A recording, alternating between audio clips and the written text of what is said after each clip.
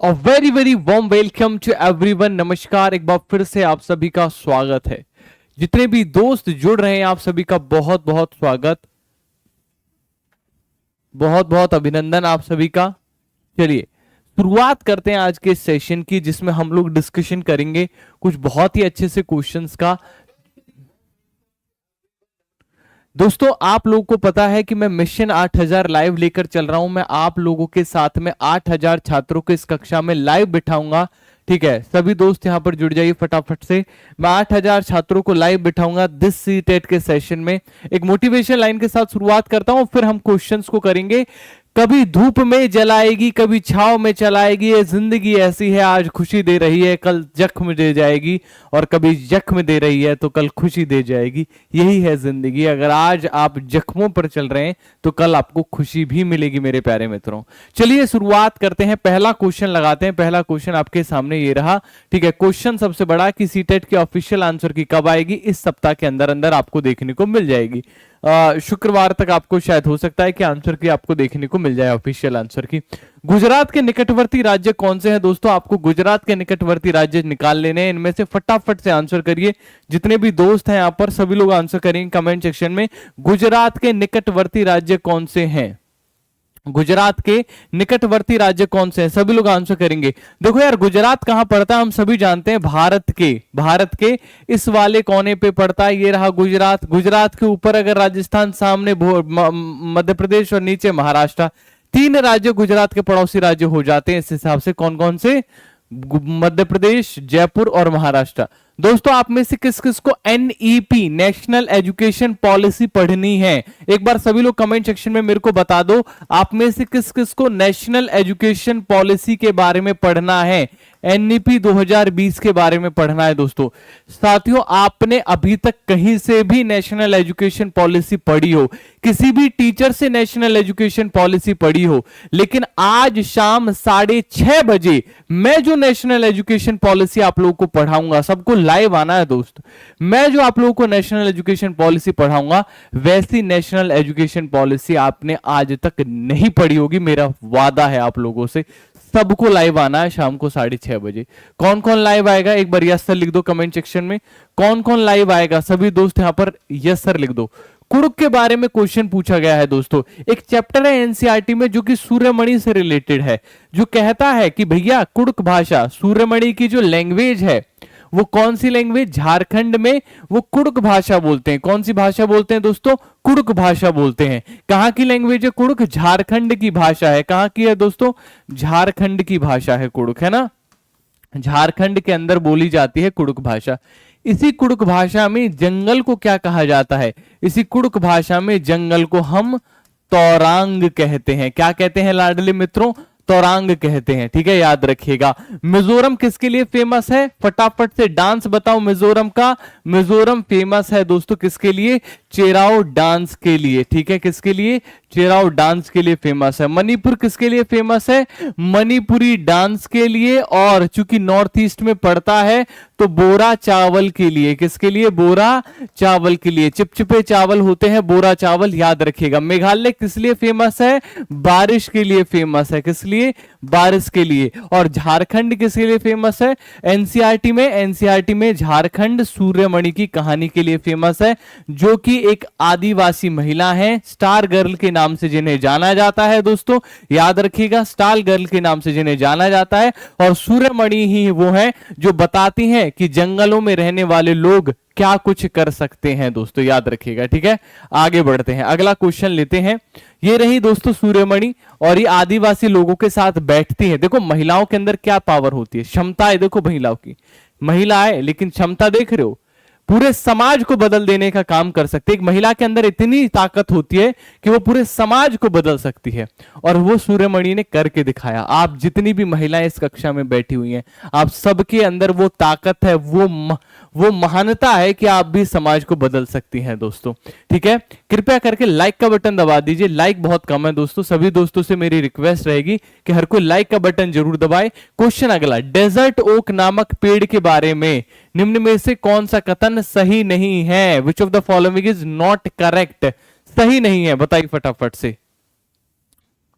दोस्तों अभी तक एक बड़ी खबर, किसी ने भी शाम के 6:30 के लिए यस सर नहीं बोला है दोस्तों। एकदम यस सर बोलो एक बार कमेंट सेक्शन में, सभी लोग यस सर का कमेंट करेंगे। शाम को 6:30 एनईपी 2020 पढ़ा रहा हूं।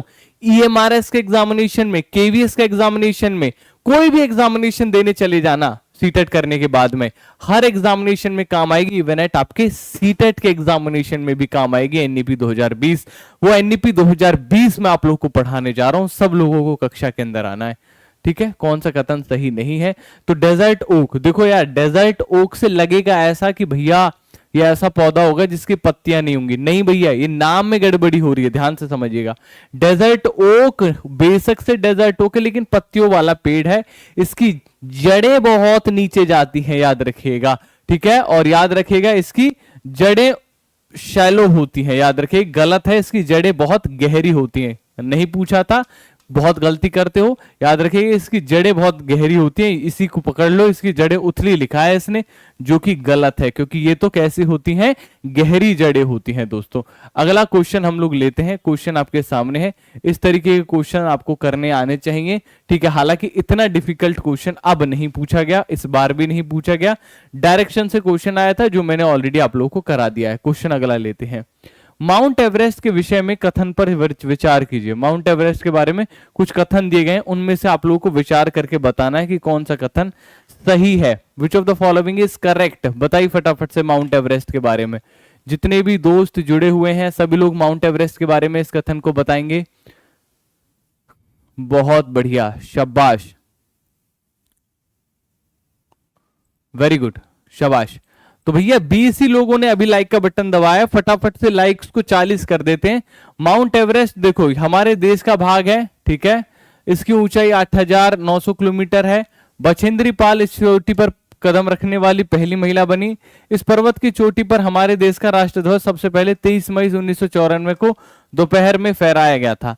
इसमें पूछ रहा है कि कौन से कथन इनमें से सही पूछ रहा है वो।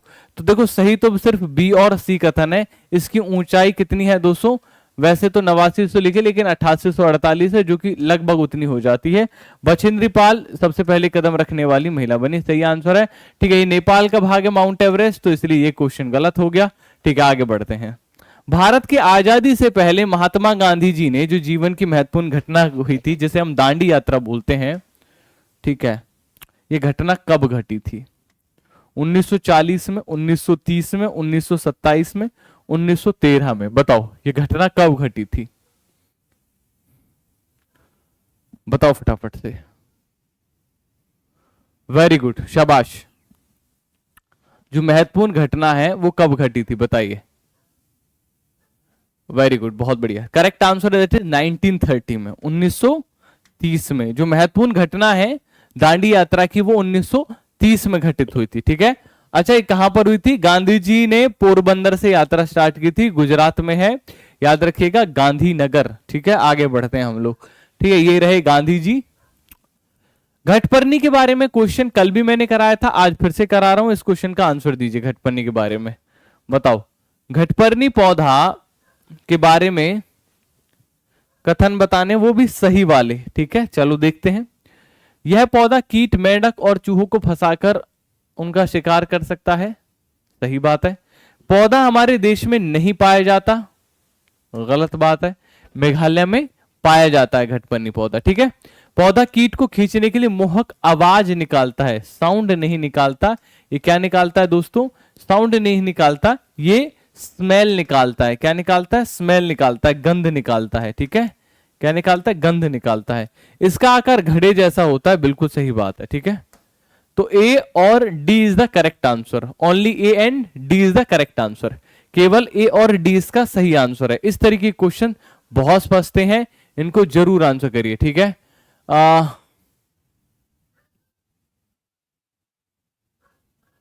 सर हम कंप्यूटर इंस्टीट्यूट में काम करते थे, लेकिन बीपीएससी टीआर के आरएन इंस्टीट्यूट से छुट्टी लिए थे, अब निकाल दिया है, ठीक है। अंकित ऐसी बात है तो बेटा काम चाहिए आपको कुछ, तो मैं देखता हूं यहाँ पर कुछ इंटर्नशिप का कुछ होगा ना, तो अपने कुछ छात्रों की इंटर्नशिप करवा दूंगा, ठीक है। तेज पत्ता, छोटी इलायची, बड़ी इलायची और काली मिर्च हम कहां पर उगाते हैं बताओ? तेज पत्ता, छोटी इलायची, बड़ी इलायची और काली मिर्च कहां पर उगते हैं? ये पश्चिम बंगाल में, गुजरात में, केरल में, मध्य प्रदेश में? बताइए फटाफट से, कहां पर उगती है? तेज पत्ता, छोटी इलायची, बड़ी इलायची और काली मिर्च कौन सी जगह पर उगती है? ये ज्योग्राफी का भी क्वेश्चन हो सकता है एकदम, ठीक है। आंसर करना आप लोगों को, सभी को आंसर करना है। बहुत बढ़िया, शाबाश, करेक्ट आंसर है, दैट इज केरला। ये कहां का है? केरल का है दोस्तों, याद रखिएगा। देखो, West Bengal is famous for rasgulla and machh bhat, ठीक है। Gujarat is famous for batata shaak, fafda, dhokla, ठीक है। केरल इज फेमस फॉर मसाले, केरल के मसाले बहुत फेमस हैं, ठीक है। इसीलिए कलिकट का नाम हिस्ट्री में काफी दिया गया है। कैलिकट का नाम सुना होगा आप लोगों ने हिस्ट्री में, जस्ट बिकॉज ऑफ केरला, याद रखिएगा, ठीक है। आगे बढ़ते हैं। केरल एक और चीज के लिए फेमस है जो मैं भूल गया था, दैट इज छोटी छोटी लेक्स जिनको लेगून के नाम से जाना जाता है। किस नाम से जाना जाता है? लेगून्स के नाम से जाना जाता है। और इन लेगून्स में नाव भी चलती हैं छोटी छोटी, जिनको वल्लम नाम से जाना जाता है, वल्लम के नाम से जाना जाता है। और घर भी बनाए जाते हैं दोस्तों, याद रखिएगा, किस पर? नावों के ऊपर। नावों के ऊपर घर भी देखने को मिलते हैं, नावों के घर भी देखने को मिलते हैं। कहां पर? केरल के अंदर। अच्छा, नावों के घर एक और जगह देखने को मिलते हैं। एक बार सभी लोग कमेंट सेक्शन में मुझे आंसर करिए कि हमें केरल में कहां पर ऐसे घर देखने को मिलते हैं। अच्छा, केरल का एक बहुत ही फेमस सा भोजन है, ठीक है, उस भोजन का नाम मुझे कमेंट सेक्शन में कोई बता सकता है? और उसे नारियल की चटनी के साथ खाया जाता है। और मतलब उसका जो आकृति है वो कैसी लगती है, कमेंट सेक्शन में बताना आप लोगों को। उसकी आकृति कैसी लगती है, वो लगता कैसा है? वो लगता एकदम ऐसा है जैसे हम लोग क्या खाते हैं, शकरकंद खाते हैं ना, शकरकंद, बिल्कुल वैसा लगता है। अगला क्वेश्चन, हाथियों के बारे में क्वेश्चन। देखो, हाथियों के बारे में क्वेश्चन ऐसा कोई पेपर नहीं है दोस्तों जिसमें हाथियों से क्वेश्चन ना आए। हाथी, स्लॉथ, नाव, घर, इन सब से क्वेश्चन हमेशा से आएगा। टैपियोका, वेरी गुड, बहुत बढ़िया, टैपियोका, वेरी गुड। तो जो मैं पूछ रहा था आप लोगों से, टैपियोका एकदम। अच्छा, इस टैपियोका का भी दूसरा नाम है, अब देखता हूं कौन बताएगा। इस टैपियोका को दूसरे नाम से भी जाना जाता है, क्या नाम है दोस्तों? जितने भी छात्र इस वीडियो की रिकॉर्डिंग देखते हैं दोस्तों, बहुत कम कमेंट्स आती हैं बाद में जो रिकॉर्डिंग देखते हैं।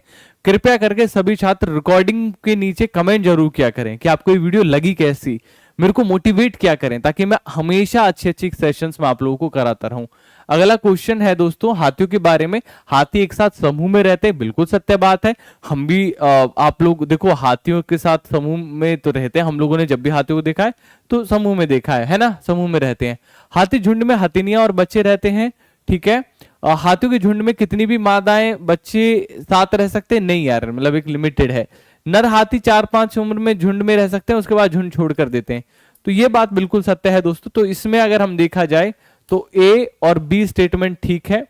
चौथी वाली स्टेटमेंट में क्या है? 14 से 15 वर्ष होगा, 4 से 5 वर्ष नहीं होगा। तो ये भी गलत, सी भी गलत, ए और B is the correct answer, ठीक है। इसलिए kappa, very good, kappa cassava, cassava, right, very good. Kappa tapioca का दूसरा नाम है मेरे लाडले मित्रों। जिनको भी ये फैक्ट्स कैसे लग रहे हैं, कि क्लास कैसी लग रही है, एक बार कमेंट सेक्शन में लिख के बताओ कि क्लास कैसी लग रही है, मजा आ रहा है? कमेंट सेक्शन में लिख दो यस सर मजा आ रहा है। एक बार कमेंट सेक्शन में लिख दो सर मजा आ रहा है। तो ये हाथियों से रिलेटेड फैक्ट, कल भी मैंने बताया था, हाथियों जो है अपने कान हिलाते हैं और हवा कर लेते हैं। हाथियों को कीचड़ में खेलना पसंद है, क्यों? क्योंकि इनकी चमड़ी काफी मोटी होती है। हाथियों के जो दांत होते हैं ये दिखाने की और खाने की और होते हैं, यानी कि ये जो दांत है इनसे हाथी खा नहीं पाते, ठीक है।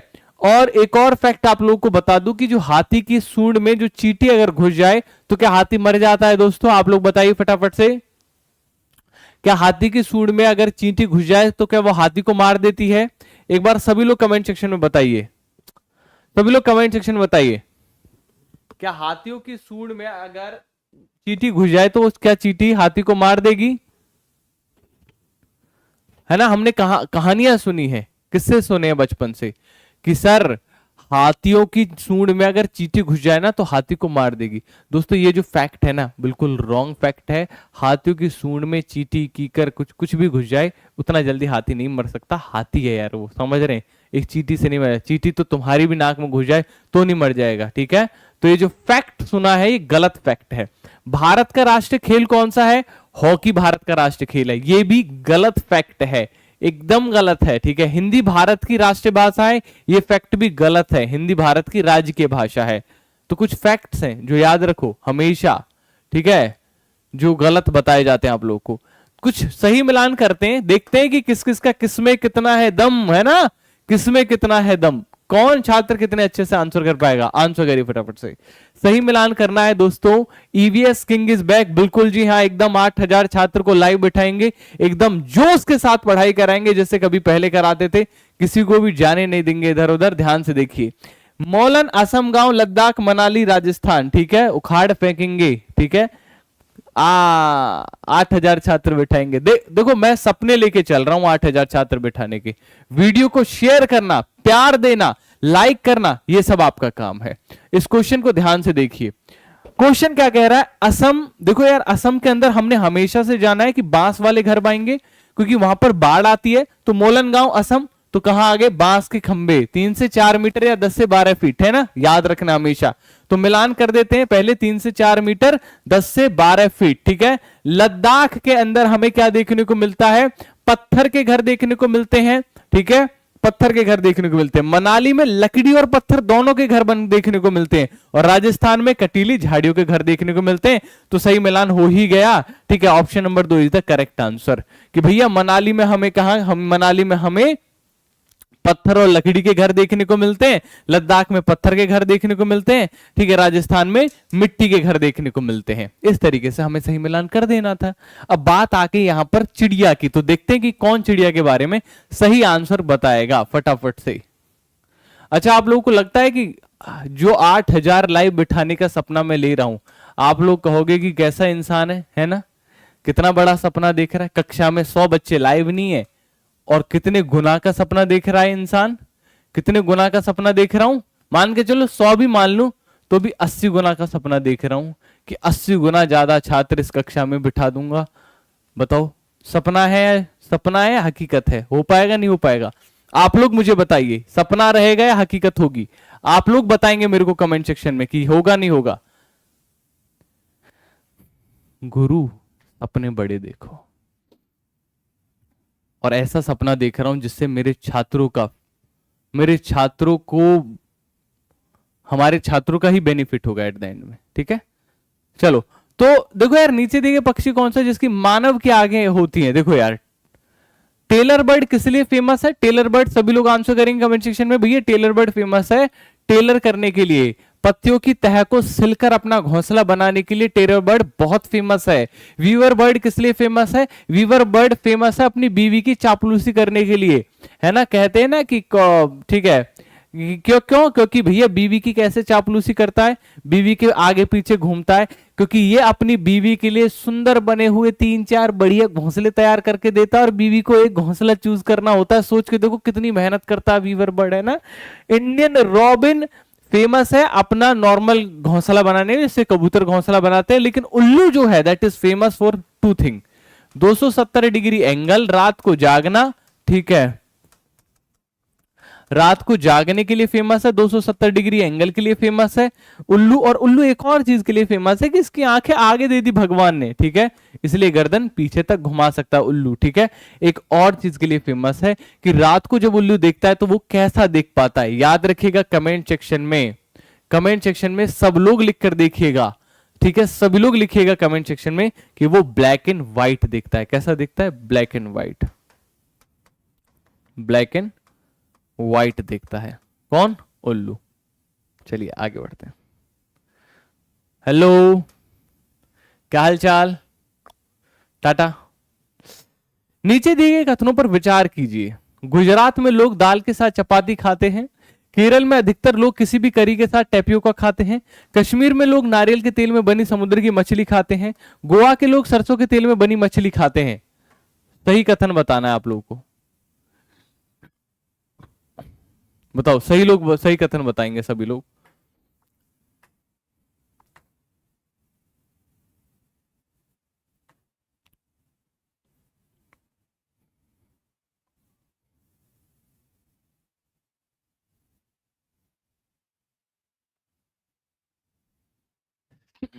करेक्ट आंसर है that is A and B, है ना।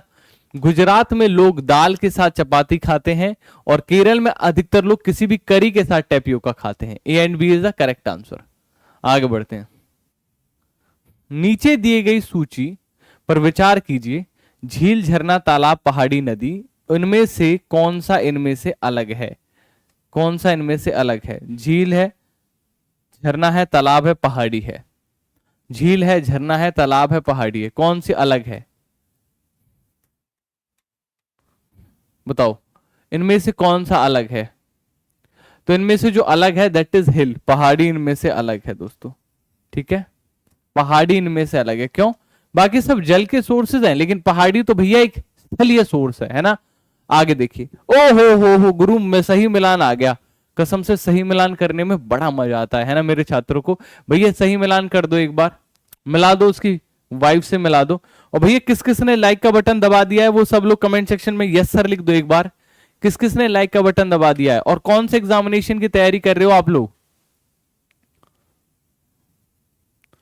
कौन से एग्जामिनेशन की तैयारी चल रही है आप लोगों के आगे फ्यूचर में? जो जो सीटेट की तैयारी कर रहे हैं वो सीटेट लिख दीजिए कमेंट सेक्शन में एक बार। मुझे ये तय तय रहे कि हाँ यार सीटेट की तैयारी करने वाले ही छात्र हैं अपने पास में।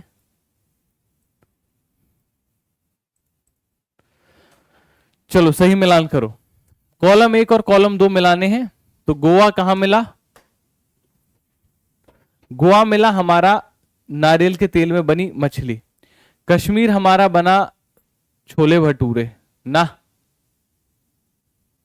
सरसों के तेल में बनी मछली। केरल मिला हमारा टैपियोका। हांगकांग मिला पकाया हुआ सांप के साथ में। घना नेशनल पार्क कौन से राज्य में है? घना नेशनल पार्क कौन से राज्य में है दोस्तों?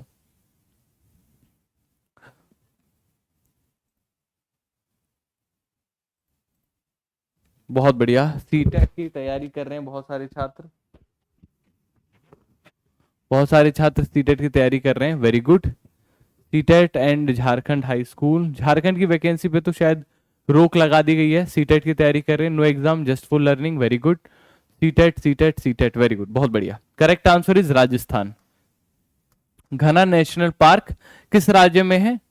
राजस्थान में है दोस्तों, याद रखिएगा। आगे बढ़ते हैं, अगला क्वेश्चन। घना National park is very very famous for these kind of सारस, राइट। आगे बढ़ते हैं। उस पक्षी का नाम बताइए जिसकी आंखें मानव की तरह सामने होती हैं। सेम क्वेश्चन दूसरे तरीके से पूछ लिया, उल्लू इसका करेक्ट आंसर हो जाएगा, है ना। आगे बढ़ते हैं। इस क्वेश्चन को देख लीजिए। आपका घर एक्स पर स्थित है, ठीक है। ठीक है भैया, ये हमारा घर रहा, घर हो गया एक्स पर, है ना। You can call me x. आपका विद्यालय वाई पर स्थित है, विद्यालय होगा कहीं। आपके विद्यालय पहुंचने के लिए आप ठीक उत्तर की दिशा में 3 किलोमीटर जाते हैं, उत्तर में 3 किलोमीटर आ गए, ठीक है। फिर ठीक पूरब में 4 किलोमीटर जाते हैं, पूरब में 4 किलोमीटर आ गए, ठीक है। वाई आपके वाई आपके विद्यालय के सापेक्ष आपके घर की दिशा में क्रमशः है। अपने विद्यालय पहुंचने ये वाई आ गया। अब वाई के सापेक्ष में, वाई पर आपके विद्यालय के सापेक्ष, वाई पर आपके विद्यालय के सापेक्ष आपके घर, यहां से पूछ रहा है तो ये वाली डायरेक्शन होगी। कौन सी डायरेक्शन होगी? इधर आ गया हमारा वेस्ट, इधर आ गया साउथ, साउथ वेस्ट हो गया। और कितने किलोमीटर? 5 किलोमीटर हो गया, 5 किलोमीटर साउथ वेस्ट, खत्म। ऑप्शन नंबर ए, ठीक है। आगे बढ़ते हैं। गुजरात के निकटवर्ती राज्य कौन से हैं? राजस्थान, बिहार, मध्य प्रदेश, राजस्थान, कर्नाटक, महाराष्ट्र, महाराष्ट्र, कर्नाटक, मध्य प्रदेश, या फिर राजस्थान, महाराष्ट्र, मध्य प्रदेश। सब लोग आंसर करेंगे, 64 के 64 लोग आंसर करेंगे, ठीक है। सर जी आप बेस्ट पढ़ाते हैं और एक्सप्लेन तो क्वेश्चन को फोड़ देते हैं एकदम, थैंक यू सद्दाम जी। देखो गुजरात के निकटवर्ती राज्य पूछ रहा है भैया, निकटवर्ती राज्य गुजरात इधर आया, गुजरात के सामने राजस्थान पड़ा, ठीक है। इधर मध्य प्रदेश, सॉरी इधर राजस्थान पड़ा, सामने मध्य प्रदेश पड़ा और नीचे महाराष्ट्र पड़ा। महाराष्ट्र, मध्य प्रदेश और राजस्थान, राजस्थान, महाराष्ट्र, मध्य प्रदेश। भारी वर्षा में बांस के घर, देखो वर्षा आ जाए, बांस के घर आ जाए, 3 से 4 मीटर आ जाए, 10 से 12 फीट आ जाए, जैसे ही आए पेपर में तुरंत आपके दिमाग में असम आ जाना चाहिए। क्या आना चाहिए? असम। ठीक है, याद रखना। मिट्टी के घर आ जाए राजस्थान, मिट्टी और लकड़ी के घर आ जाए, सॉरी माफ कीजिएगा, लकड़ी के घर आ जाए सिर्फ असम, लकड़ी और पत्थर के घर आ जाए मनाली, पत्थर के घर आ जाए लद्दाख। फर्क समझ रहे हो ना? देख लो, एक बार दोबारा लिखवा देता हूं, सिर्फ लकड़ी तो असम, प्लस पत्थर मनाली, लकड़ी और पत्थर। ठीक है, सिर्फ पत्थर लद्दाख, मिट्टी राजस्थान, बर्फ इग्लू। खत्म, खत्म, मौज मारो। सर जी हम क्लास कर रहे हैं बट कमेंट नहीं कर रहे हैं सर जी, आरडीएक्स। ठीक है, थैंक यू सो मच। ठीक है, आगे बढ़ते हैं। मिर्ची हमारे देश में लगभग हर हिस्से में उपयोग होती है। आलू मिर्ची चाय जी, कौन कहां से आए जी, दुनिया के बाजार से, 7 समंदर पार से, हर रास्ते से आए जी, आलू मिर्ची चाय जी। दक्षिण अमेरिकी मिर्ची रानी, मसालों की है पटरानी। ठीक है, दक्षिण अमेरिकी मिर्ची रानी, मसालों की है पटरानी। साउथ अमेरिका, दक्षिण अमेरिका। ठीक है, दक्षिण अमेरिका से मिर्च चली है। दक्षिण अमेरिका में ब्राजील, पेरू, बोल्विया, अर्जेंटीना। ठीक है, चलिए आगे बढ़ते हैं। ये क्वेश्चन बहुत जबरदस्त क्वेश्चन है, साइंस में भी काम आएगा आपके, फैक्चुअल क्वेश्चन भी है दोस्तों। ठीक है, सर आप पहले से बहुत चेंज हो गए, कैसे चेंज हो गया बताओ?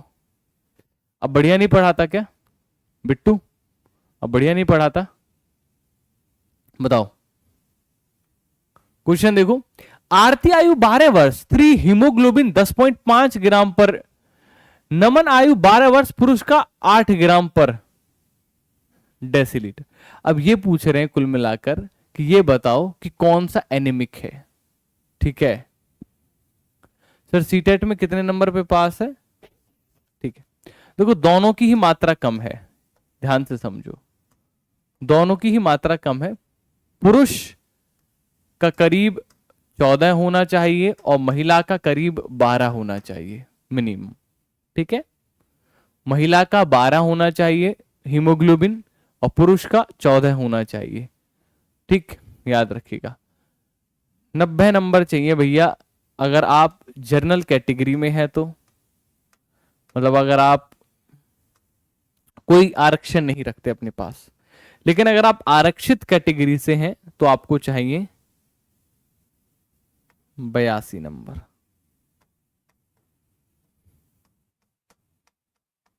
ठीक है, अगर आप अंडमान के द्वीपों की सुनामी किस वर्ष आई थी बताओ? अंडमान के द्वीपों में ना सुनामी आई थी। आपका बेबी कैसा है? एकदम जबरदस्त है बेबी। सर शादी के बाद बदल गए हैं। अच्छा जी, मैं शादी के बाद बदल गया हूं? कैसा हो गया हूं बताओ? मोटा हो गया हूं, पतला हो गया हूं? बॉयज भी एनीमिक होते हैं, बिल्कुल होते हैं। अगर कोई आयरन नहीं लेगा तो वह एनीमिक हो जाएगा। ठीक है, करेक्ट आंसर अंडमान के द्वीपों की सुनामी 2004 में आई थी, है ना, 2004 में आई थी। बॉयज के एनीमिक होने का उतना जल्दी आसार होता नहीं है। रीजन बिहाइंड दैट, क्योंकि ब्लड लॉस नहीं होता है। महिलाओं में जैसे पीरियड के दौरान ब्लड लॉस होता है, तो वो ब्लड लॉस पुरुषों में नहीं होता, तो इसीलिए पुरुष बहुत जल्दी एनीमिक नहीं हो सकते। लेकिन हाँ, अगर कोई आयरन नहीं लेगा प्रॉपर मात्रा में, जैसे कि स्टूडेंट्स नहीं लेते हैं, छोटे छोटे जो होते हैं, तो सबको क्या दिया जाता है? सबको ही आयरन की गोली दी जाती है। बट नीचे दिए गए सबसे पहले मच्छर के पेट में झांका और सिद्ध किया कि मच्छर जो है मलेरिया से फैलते हैं। आगे चलकर उसकी खोज के लिए उन्हें नोबेल पुरस्कार भी दिया गया। भैया साइंटिस्ट ज्यादा नहीं कहूंगा, 3 साइंटिस्ट याद रखो, ध्यान से सुनो सभी लोग, मेरे को भी याद दिलाओ, मैं भी भूल चुका हूं, है ना, काफी दिन हो गए। ठीक है, रोनाल्ड रॉस, मुझे जितना याद आ रहा है। ठीक है, रोनाल्ड रॉस जी। एक मेंडल जी, याद आ रहे हैं मुझे, बिल्कुल याद आ रहा है, देख रहे हो सब याद है मुझे, ऐसी बात नहीं है। रोनाल्ड रोज जी हो गए, मेंडल जी हो गए, एक और हैं,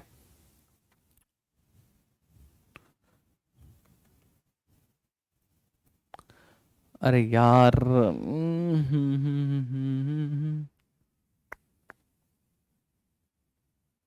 बताओ एक कौन से साइंटिस्ट है? मेंडल हो गए, रोनाल्ड रोज हो गए, अरे उसकी खोज की उन्होंने, क्या बोलते हैं उसे, वो होता है ना चप्पल में जूतों में चिर चिर चिर चिर, ये रहा, देखो ये रहा, ये कुछ तो बोलते हैं इसको, वेलक्रो। वेलक्रो की खोज, वेलक्रो की खोज, वेलक्रो की खोज, नाम तो याद है यार मेरे को, नाम भूल क्यों रहा हूं मैं।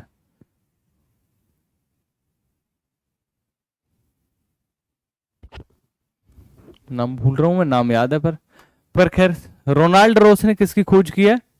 मलेरिया की। इन्होंने सबसे पहले आरबीसी के अंदर झांका, रेड ब्लड सेल के अंदर। मेंडल ने खोज की किसकी? मच्छर के अंदर मलेरिया की। ठीक है, वेलक्रो की जो खोज है,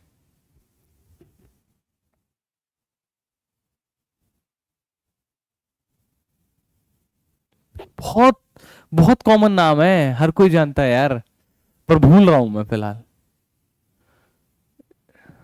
भूल रहा हूं, शायद यही नाम है, जॉर्ज डी मेस्ट्रल। आ गया याद, याद रखिएगा, वेलक्रो की खोज जॉर्ज डी मेस्ट्रल ने की। बेटा ये 3 साइंटिस्ट याद रखो, ये 3 साइंटिस्ट आपके लिए बहुत जरूरी हैं। इन 3 साइंटिस्ट में से एक साइंटिस्ट कभी ना कभी सीटेट में घुमा फिरा के आ जाता है, याद रखिएगा। ठीक है, याद रखिएगा, घुमा फिरा के हमेशा आप लोगों से पूछ लेगा, तीनों साइंटिस्ट से। ठीक, सेशन पसंद आ रहा है? एक बार सब लोग लाइक का बटन दबा दीजिए, आगे बढ़ते हैं। 3 पक्षियों की वो समूह जिसका प्रत्येक सदस्य वस्तु हमारी तुलना में 4 गुना अधिक दूरी से स्पष्ट देख सकता है, और जो वस्तु हमें 2 मीटर दूर से दिखाई देती है, साथ ही ये पक्षी 8 मीटर दूर तक की दूरी को देख सकता है, वो कौन सा है?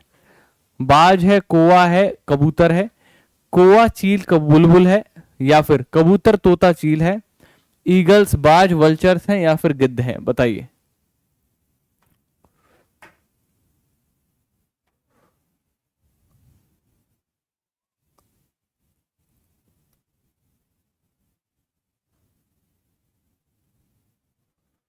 ठीक है गोपाल कुमार, ऐसी बात है तो रिफंड इश्यू कर दिया जाएगा।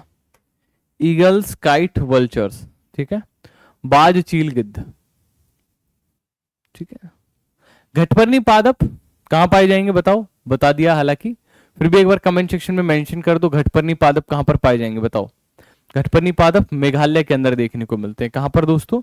मेघालय के अंदर देखने को मिलते हैं घटपर्णी। स्लॉथ के विषय में नीचे दिए गए कथनों पर विचार कीजिए। स्लॉथ लगभग 20 घंटे पेड़ से उल्टा लटक कर सोते हैं। स्लॉथ जिस पेड़ पर रहते हैं उसी की पत्ती खा लेते हैं। स्लॉथ की आयु लगभग 20 वर्ष होती है, और इतने समय में केवल 2 ही वृक्षों पर जाते हैं, केवल एक, बी और सी, बी ए और बी, और केवल बी। बताओ।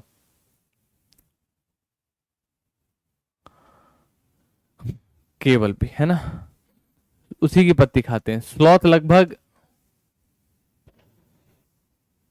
18 घंटे सोते हैं।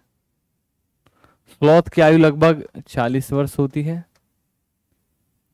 ठीक है, अलब्रूनी कौन था? अलब्रूनी ने भारत के बारे में कुछ चीज बताई है, वो आपको यहां पर छांटना है। अलब्रूनी भारत का भ्रमण 1000 वर्ष से भी पहले किया था। उसने चीजों के बारे में जो लिखा, उसने देश में बहुत भिन्न थी, विशेष रूप से पानी को एकत्रित करने का तरीका। हम उनके लेखों से उनके इतिहास को बहुत कुछ सीख सकते हैं। सही कथन कौन सा है बताइए? एबीसी। अलब्रूनी ने भारत का 1000 वर्ष पहले भ्रमण किया था। उसने उन चीजों के बारे में लिखा जो बहुत भिन्न थी, और साथ ही हम उनके लेखों से अपने इतिहास के बारे में बहुत कुछ सीख सकते हैं। ये रहे अल-बरूनी के बारे में, ठीक है। किसी व्यक्ति ने गांधीधाम से नागरकोइल के लिए प्रवेश किया, क्वेश्चन नहीं करेंगे, ठीक है। चलो, तो दोस्तों ये था आज का सेशन। कैसा लगा एक बार कमेंट सेक्शन में बताओ कैसा लगा सेशन। और जाते जाते अगर जा रहे हो तो दोस्तों लाइक का बटन जरूर दबा के जाओ, ठीक है, ठीक है, सही याद रखिएगा, ठीक है। सर बेवकूफ हो क्या, बिहार एस्टेट पढ़ाओ। अजय कुमार जी बिल्कुल बेवकूफ है, एक नंबर के बेवकूफ है, हम में बुद्धि नहीं है भैया, ठीक है, बेवकूफ है। और थैंक यू आपने जो बोला हमें, ठीक है। व्यूज से प्यार नहीं होता ना, अभी बिहार का पढ़ाएंगे एस्टेट का तो ऑब्वियसली बात है व्यूज आ जाएंगे, लेकिन व्यूज से उतना प्यार नहीं है, दिल में छात्र हैं। 8,000 लाइव बिठाने का एम लेके चला हूं, 8,000 छात्रों की जिंदगी संवारने का एम लेके चला हूं। इस बार सीटेट में 8,000 छात्र ऐसे चुनकर दूंगा जिनके ईवीएस में 30 में से 30 नंबर आ रहे होंगे, 30/30, और उनके 30/30 का कारण सिर्फ मैं बनूंगा। मुझे किसी और दूसरे टीचर से पढ़ने नहीं दूंगा, पूरे दिन मैं पढ़ाऊंगा, ठीक है, याद रखिएगा। बाकी पेडागोजी के लिए टेंशन मत लेना, पेडागोजी के भी अब मैं सेशंस लगाऊंगा। एक बार सीटेट का नोटिफिकेशन आ जाने दो अगले वाले का, तो फिर पेडागोजी के भी हम लोग क्या कर लेंगे ना, सेशंस रख लेंगे।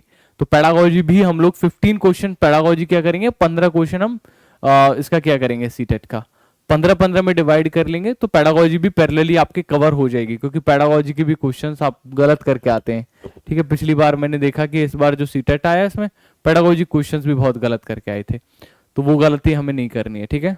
चलिए, सेशन पसंद आए तो बहुत बहुत धन्यवाद दोस्तों। अगर आप हमारा कोर्स लेना चाहते हैं तो जन्माष्टमी की सेल चली हुई है, और आप लोकेश भी कूपन कोड का यूज करके आप काफी किफायती दामों में आप कोर्स भी ले सकते हैं। मैं आपको कोर्स दिखा देता हूं हालांकि, ठीक है, एक बार ध्यान से देखिए। यहाँ पर हम आगे टेक्स्ट बुक के एप्लीकेशन पे जाने के बाद सुपर कोचिंग पे जाएंगे, सुपर कोचिंग के बाद टीचिंग एग्जाम्स पे जाने के बाद सीटेट सुपर कोचिंग में आप जाएंगे, तो यहाँ पर आपको कूपन कोड लगाना है। कूपन कोड लगा देंगे आप लोग लोकेश बी, ठीक है, मैक्सिमम डिस्काउंट हो जाएगा आप लोगों को, ठीक। लोकेश बी कूपन कोड आपने लगा दिया, एंड देयर यू गो, 519 रुपए में आपको ये कोर्स मिल जाएगा दोस्तों। बहुत बहुत धन्यवाद, आज के इतना ही, फिर मिलते हैं, तब तक के लिए धन्यवाद, bye bye, take care, thank you guys.